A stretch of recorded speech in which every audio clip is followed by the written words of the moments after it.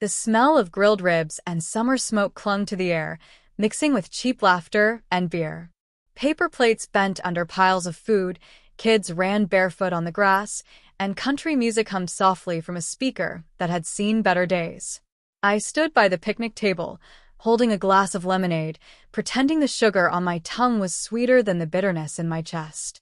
It had been years since I'd come to one of these, the annual Morgan family barbecue. The same folding chairs, the same burnt burgers, the same faces pretending everything was fine. And then his voice. My father. He leaned back in his lawn chair, the setting sun cutting sharp across his face as he grinned. That same grin that always meant a jab was coming. If you disappeared tomorrow, Ava, he said loud enough for the cousins to hear, no one would even notice. A few chuckles followed. Someone coughed. I smiled. I had learned how to make it look effortless, like his words didn't slice through me the way they always used to. Guess that would make things quieter, huh? I said softly, and took a slow sip of lemonade. What he didn't know, what none of them knew, was how right he almost had been once. Before I learned how to disappear on my own terms. Back then, I was 19, still living in my father's house, still trying to earn a kind word that never came. I remember the night like it's etched into my skin. The air smelled of gasoline and rain, the kind of night that makes you feel small. I'd just come home from community college, clutching a folder full of sketches, ideas for the interior design scholarship I'd applied for. It wasn't much, but it was mine. Dad was in the living room, half watching football, half nursing a beer. Got another one of your doodle projects? He asked without looking up. It's not doodling, Dad, I said quietly. If I get this scholarship, I can transfer to state next semester. He barked a laugh. Scholarship? Ava, you can't even balance a checkbook. You'll quit halfway like everything else. Mom stayed silent, eyes fixed on the TV, pretending she didn't hear. That silence hurt more than his words. I swallowed hard, forcing a shaky smile. I just want a chance to prove myself. He leaned forward, eyes cold. You want my advice? Stop dreaming. People like you don't make it far. I didn't cry in front of him. I waited until I was in my room, door closed, folder still pressed against my chest. That was the night something cracked, not just between us, but inside me. The next morning, while he was asleep, I found a small jewelry box in the attic.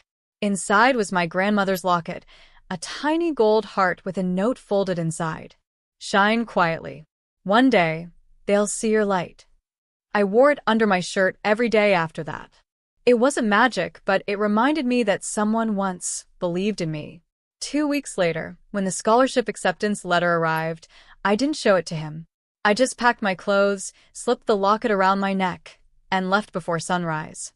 His last words echoed in my mind as I drove away. You'll be back. He was right about one thing. I did come back. But not the way he expected.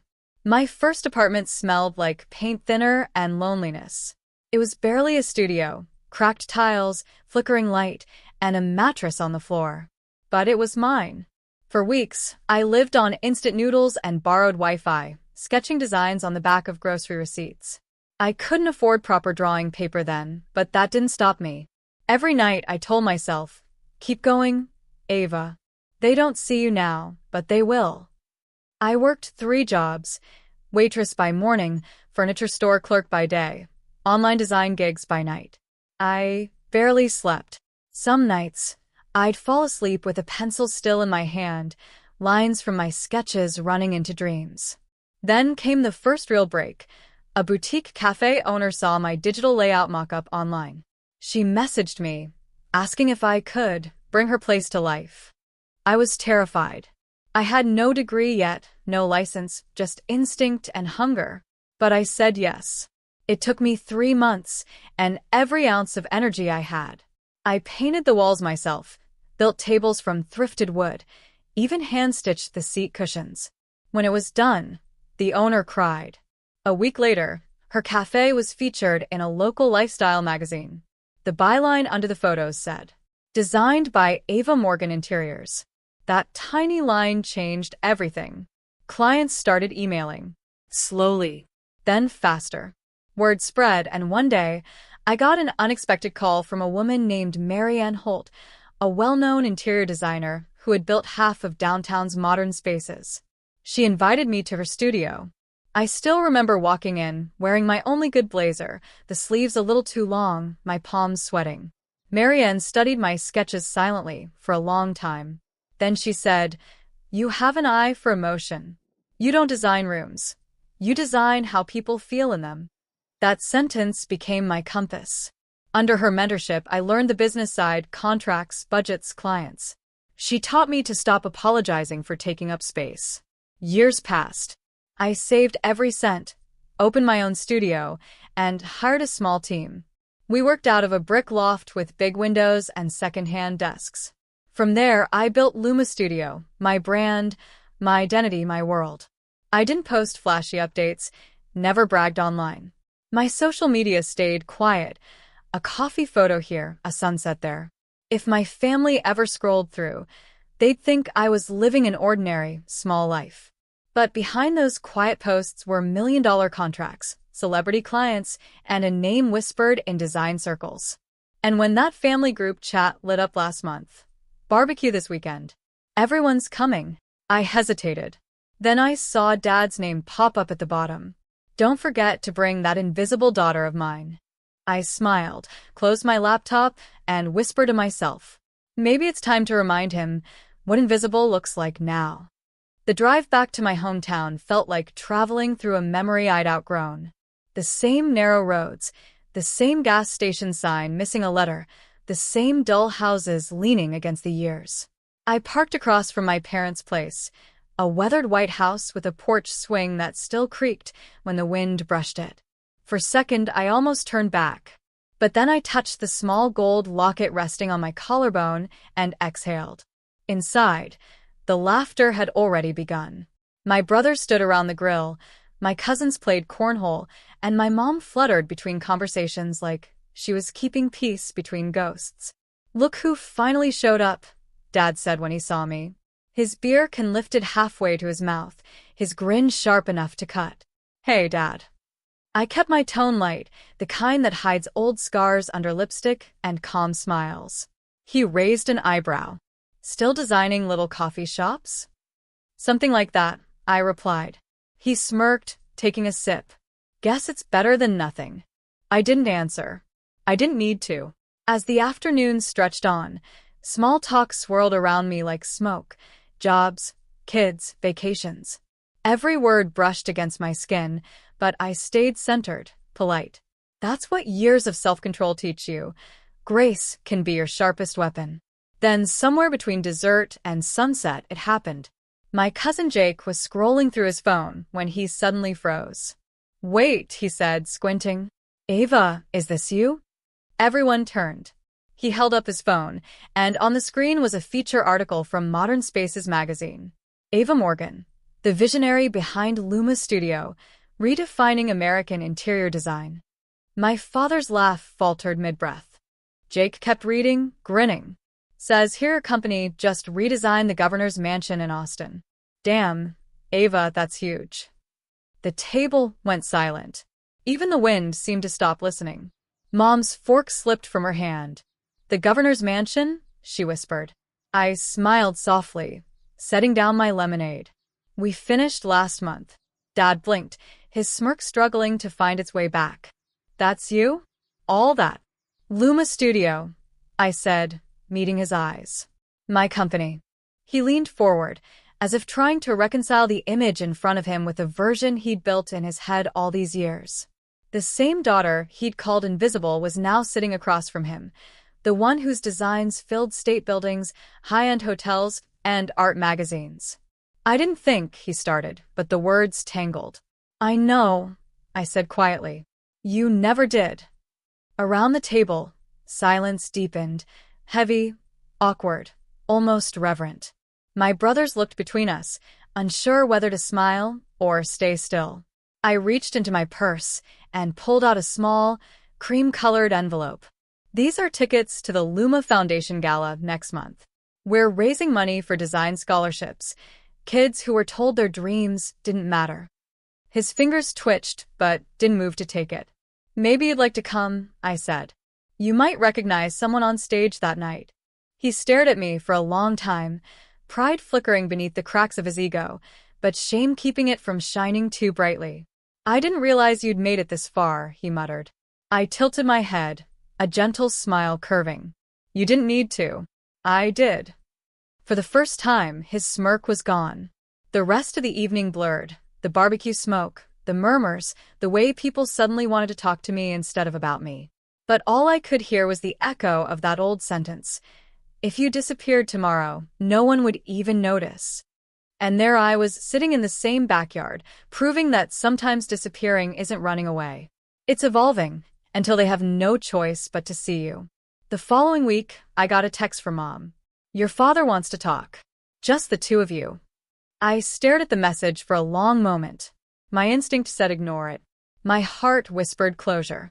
So that Saturday, I drove back to their house, not as the broken girl who once left in silence, but as the woman who had built her own world without their applause. Dad was waiting on the porch, hands in his pockets, eyes avoiding mine. The sky was overcast, the kind that makes everything look softer, even old wounds. Coffee? He asked awkwardly. I nodded, and we sat in the same kitchen I'd once cried in. The same faded curtains, the same chipped counter. Time had changed me, but this house hadn't moved an inch. He cleared his throat. I owe you an apology. I said nothing, just listened. I was hard on you, he continued. I thought pushing you would make you tougher. I didn't want you to fail. I met his eyes. You didn't push me, Dad. You broke me. I made myself tougher because you left me no choice. He looked down, fingers tapping the table. You did good, Ava. Better than I ever imagined. It should have felt like victory. Instead, it just felt quiet. I took a slow breath. You know, for years I chased your approval like it was oxygen. I thought if you saw me, I'd finally matter. I paused. But I don't need that anymore. I just need honesty. He looked confused. What do you mean? I mean, if we're going to rebuild anything, it can't be on old habits. No more jokes that sting. No more pretending you don't care when you do. No more smirks when I speak. He nodded slowly, like a man realizing how much time he'd wasted. I continued, my tone firm but kind. Here are my conditions, Dad. Be kind to Mom. Listen before you mock. And if you ever think I disappeared again, just remember, I'm not gone. I'm just living a life you never thought I could. He swallowed hard. I can try. That's all I need. Mom stepped into the doorway then, eyes glossy with tears she tried to hide. I stood, hugged her gently, and whispered, It's okay. We're going to be okay, just different. Before leaving, I turned back toward him. You were right that I'd come back one day. But this time, I didn't come to prove you wrong. I came to forgive you. He nodded, eyes glistening. Thank you, Ava. As I walked to my car, the locket around my neck caught the light. I touched it, feeling the faint engraving against my skin. Shine quietly. And for the first time in years, I felt like the little girl inside me could finally rest. A few weeks later, I stood at the entrance of the Luma Foundation Gala, the event I'd built from nothing but grit, heartbreak, and a dream that refused to die. The ballroom shimmered with warm light, soft jazz playing under the hum of conversation. Guests in elegant suits and gowns drifted between displays of student sketches, future designers whose eyes carried the same hope I once had. And then, near the back of the room, I saw him. Dad. Wearing his old gray suit, a little stiff in the shoulders, looking both proud and lost. Mom stood beside him, her hand gently resting on his arm. When our eyes met, he gave a small nod, hesitant but sincere. No words, just a quiet acknowledgement. And that was enough. Later that night, when I took the stage, I looked out at the sea of faces, donors, artists, dreamers, and found my parents in the crowd. My name is Ava Morgan. I began, my voice steady through the mic. Years ago, someone told me that if I disappeared tomorrow, no one would notice. They were wrong. Because every time a girl dares to dream beyond her limits, the world shifts a little, even if no one claps at first. Applause filled the room. But I didn't look for approval. I just smiled, softly, to myself. After the event, as the hall emptied, Dad approached me. He didn't say much. He didn't need to. He handed me a small velvet box, the kind that trembles slightly in a man's hand when he's not used to giving gifts. Inside was my grandmother's locket, polished, repaired. The chain gleamed under the chandelier light. "I thought you might want it fixed," he said quietly. I felt my throat tighten. "It's perfect." He nodded once, eyes wet. "You turned out better than I deserved." I smiled through the tears threatening to spill. "Maybe we both got better, Dad." That night, when I finally got home, I stood by my window overlooking the city, the skyline glowing, the air thick with stories like mine. I held the locket in my palm, thumb brushing the engraving. "Shine quietly," it said. And I whispered back, "I did." Because sometimes, disappearing isn't fading away. It's stepping out of the noise, until your light becomes impossible to ignore.